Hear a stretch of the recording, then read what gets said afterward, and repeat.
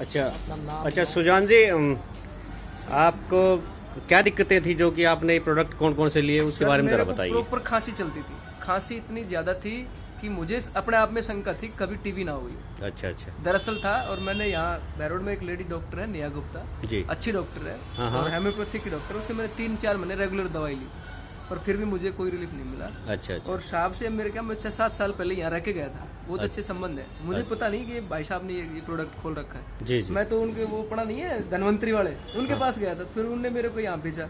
इनसे पहले से लाइजन थे, इनने मेरे को ये मार दी और 2-3 आइटम और हाँ दिखाओ आप किसमें दिखाओ। ये मार ये दिलाया कहने से, इनने कहने के बाद मेरे को फिर ये शीशी में प्रॉपर हर 2-3 महीने में ले जा रहा हूँ। अच्छा अच्छा इसका गैस का और कफ वाला बिल्कुल साफ। अब मेरे दो तीन महीने से रेगुलर ले रहे हो ये? बिल्कुल regular। अच्छा, और EMR के साथ क्या ले रहे हो?